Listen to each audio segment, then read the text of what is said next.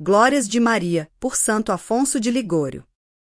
Capítulo 3. Esperança nossa, salve. Maria é a esperança de todos os homens. Maria é realmente nossa esperança. Não suportam os hereges modernos que nós saudemos e chamemos a Maria nossa esperança.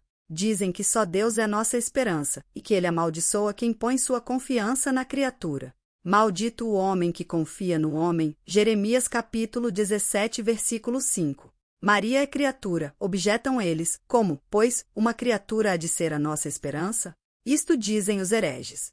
Entretanto, quer a Santa Igreja que cada dia todos os eclesiásticos e todos os religiosos em voz alta, e em nome de todos os fiéis, invoquem e chamem a Maria com este nome de esperança nossa. De dois modos, diz o angélico São Tomás, podemos pôr nossa esperança numa pessoa, como causa principal ou como causa mediante. Quem deseja obter do rei uma graça, espera alcançá-la do rei como soberano senhor, e espera obtê-la do seu ministro ou valido, como intercessor. No último caso, a graça concedida veio do rei, mas por intermédio do seu valido.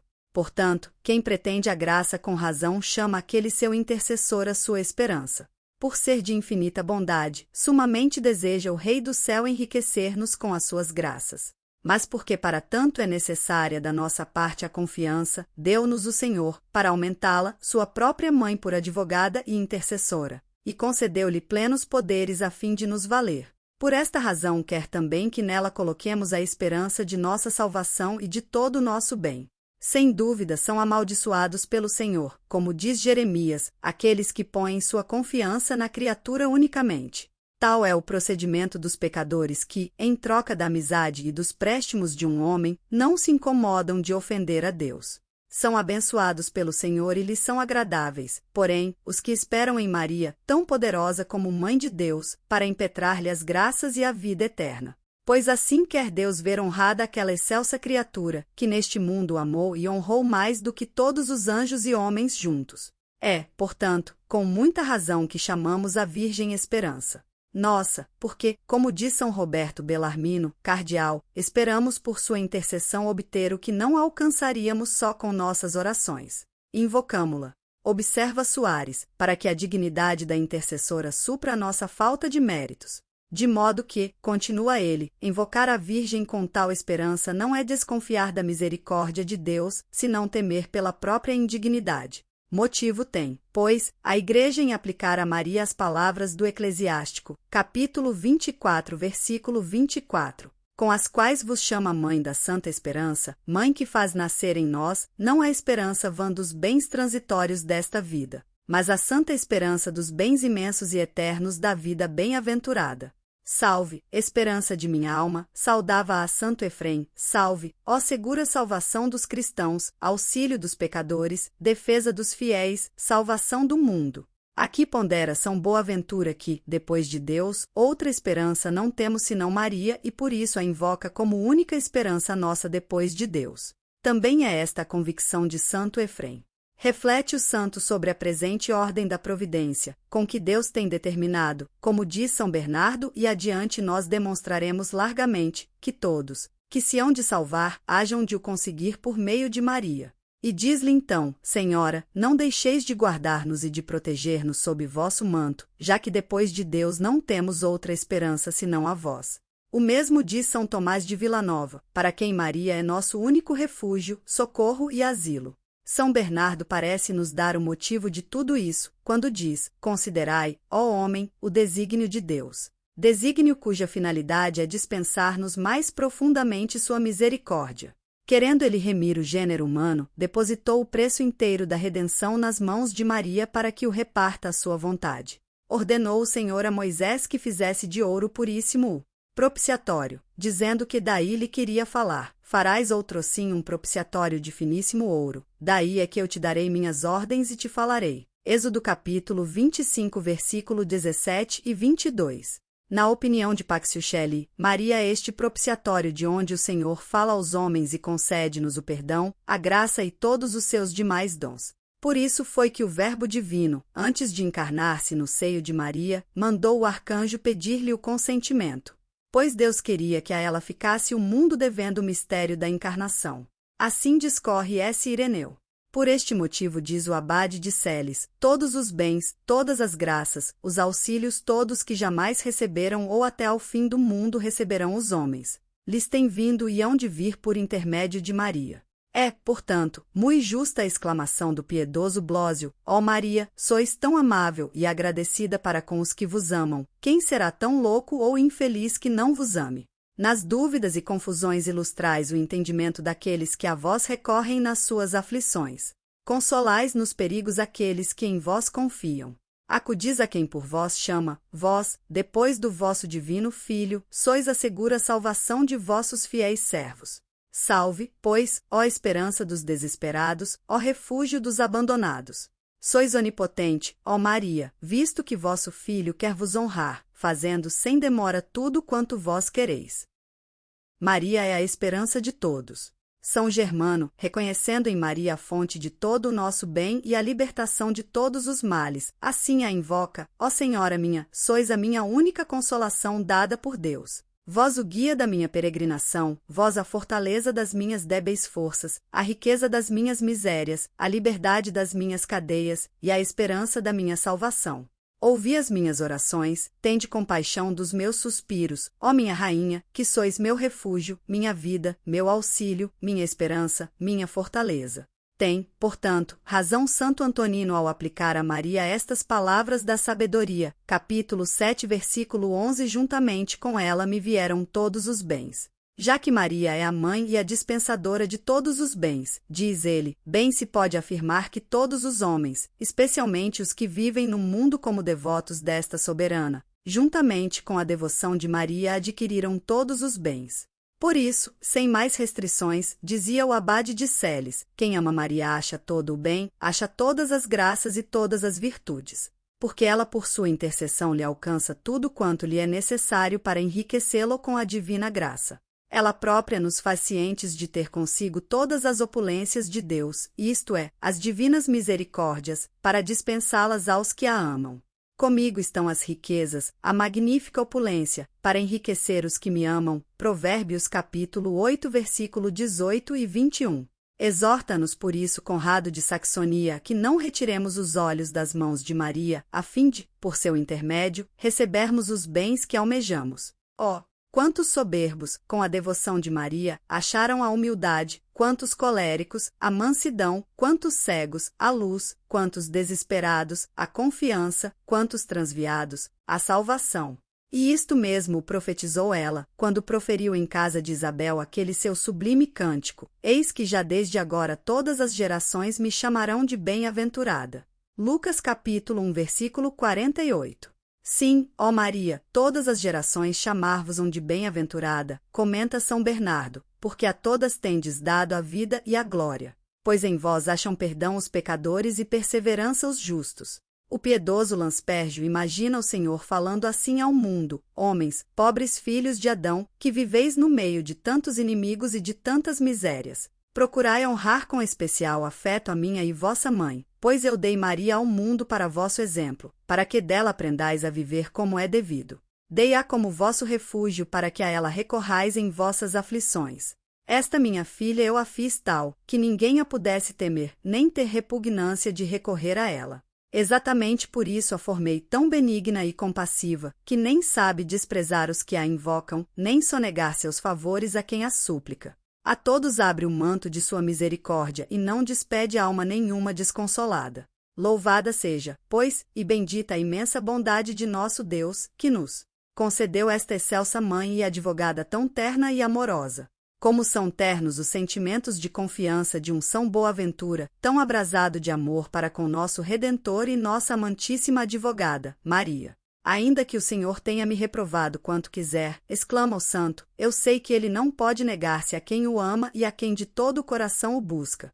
Eu o abraçarei com o meu amor e sem me abençoar não o deixarei, sem me levar consigo, ele não poderá ausentar-se. Se mais não puder, ao menos esconder-me-ei dentro das suas chagas, onde ficarei para que me não possa encontrar fora de si. Finalmente, se o meu Redentor, por causa das minhas culpas, me lançar fora dos seus pés, eu me prostrarei aos pés de Maria, sua mãe, e deles não me afastarei enquanto ela não me alcançar o perdão.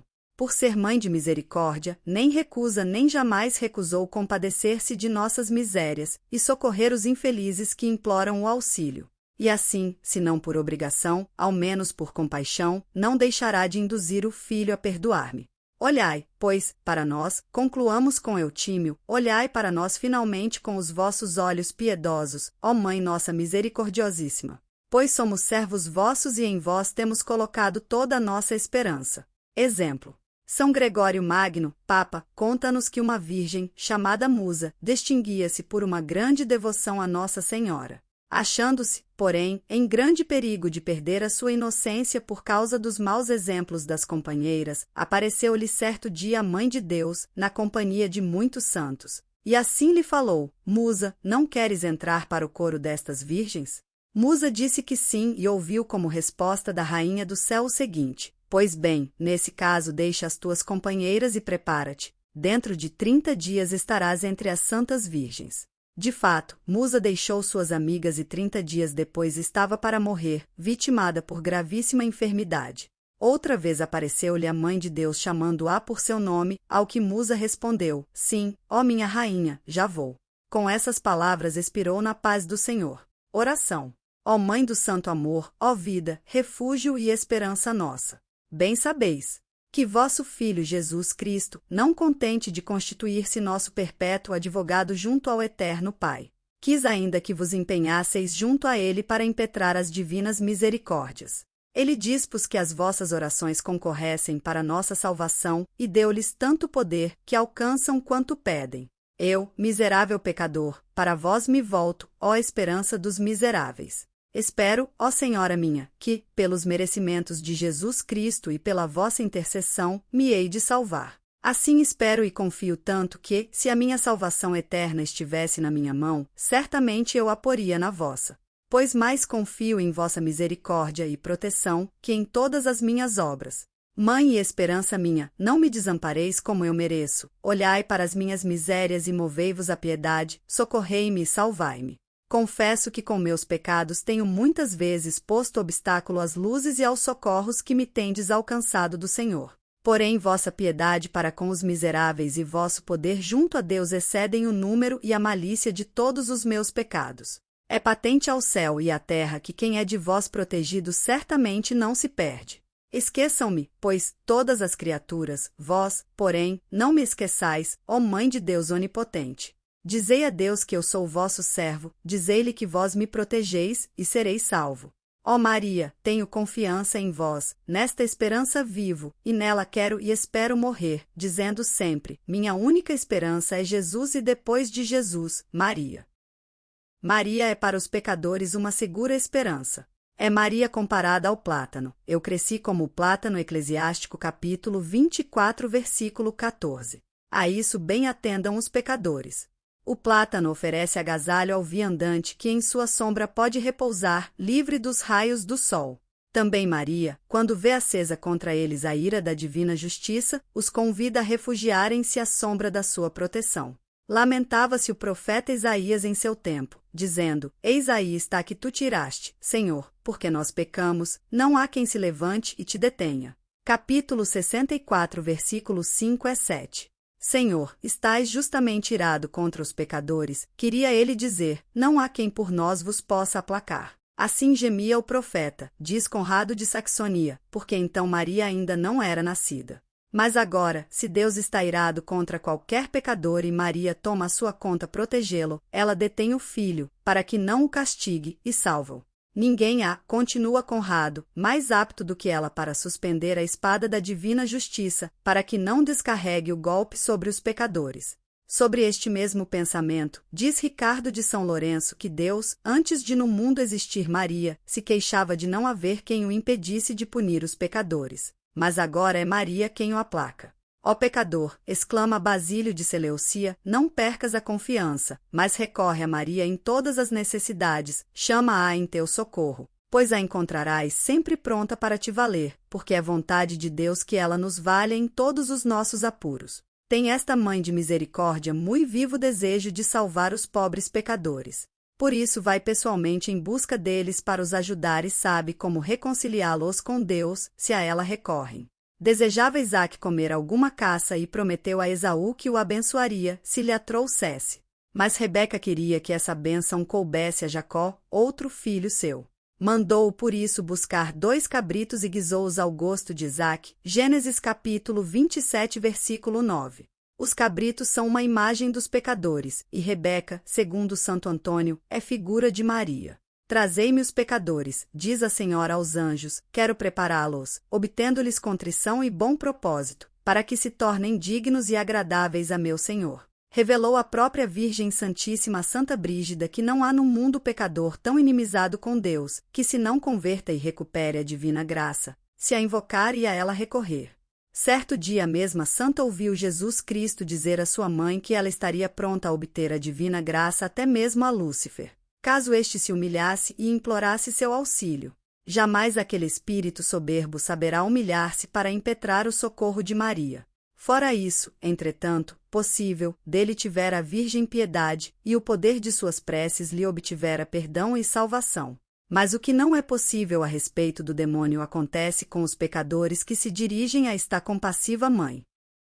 Figura foi de Maria a arca de Noé, pois como nela acharam abrigo. Todos os animais da terra, igualmente sob o manto de Maria encontraram refúgio todos os pecadores, cujos vícios e pecados sensuais os tornam semelhantes aos brutos. A esta diferença, entretanto, observa Paxiuchelli, na arca entraram os brutos e brutos ficaram. O lobo ficou sendo lobo e o tigre ficou sendo tigre. Mas debaixo do manto de Maria o lobo é mudado em cordeiro e o tigre em pomba.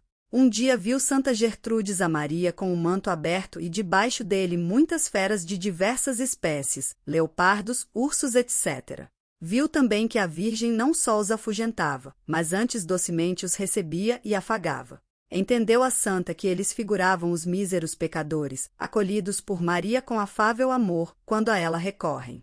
Razão sobejava, pois, a Egídio de Soenal ao dizer à Santíssima Virgem, Senhora, não detestais a nenhum pecador, por mais asqueroso e abominável que seja. Se ele implora a vossa proteção, nunca deixais de estender-lhe compassiva mão para arrancá-lo do abismo do desespero. Bendito e para sempre louvado seja Deus, que vos fez, ó Maria amabilíssima, tão compassiva e tão benigna até para com os mais miseráveis.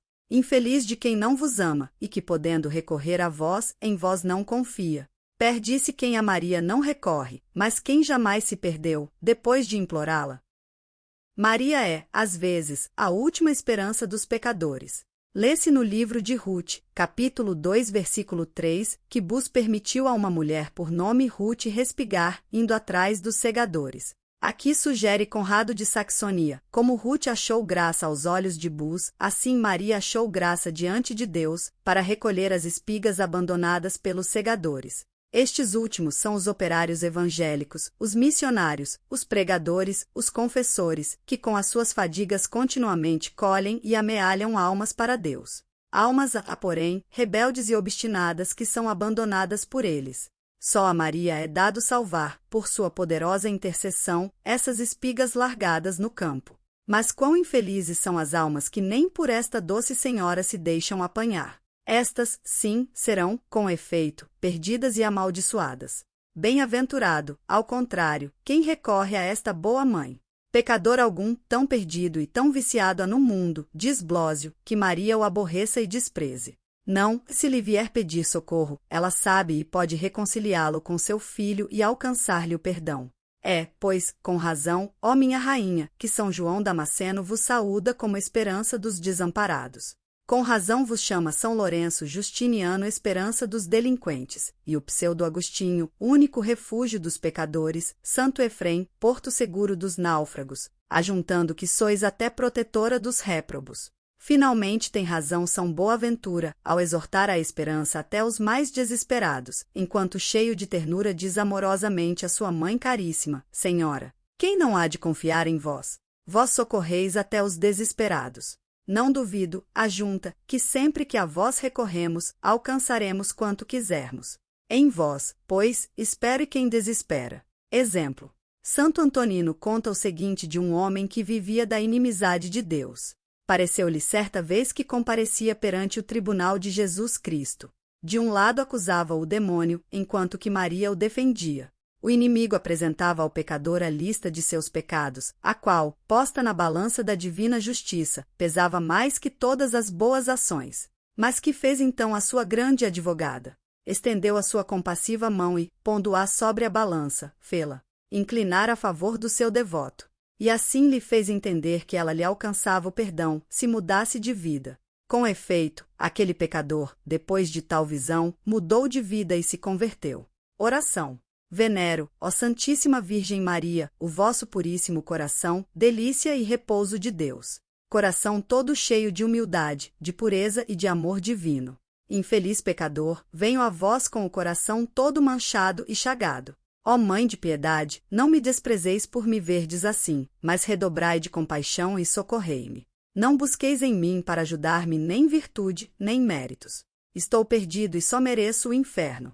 Peço-vos que só olheis para a confiança que tenho em vós e para o propósito em que estou de emendar-me. Diante de vossos olhos coloco o quanto Jesus fez e padeceu por mim. Abandonai-me, se fordes capaz. Apresento-vos todos os sofrimentos de sua vida, o frio que padeceu no presépio, a sua fuga para o Egito, o sangue que derramou, a pobreza, os suores, a tristeza, a morte que suportou por meu amor, estando vós presente. E por amor de Jesus empenhai-vos em salvar-me.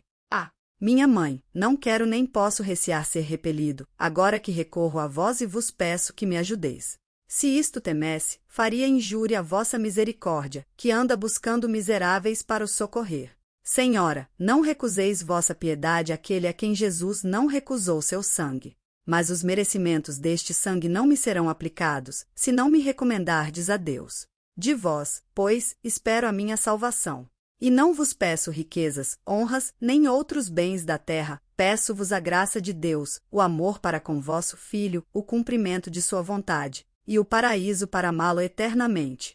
Será possível que não me ouçais? Não, vós já me entendestes, assim espero. Já me procurastes a graça que pretendo. Já me tomastes sob vossa proteção. Minha mãe, não me deixeis, continuai a rogar por mim até me verdes salvo no céu, para louvar e render-vos as devidas graças eternamente. Amém.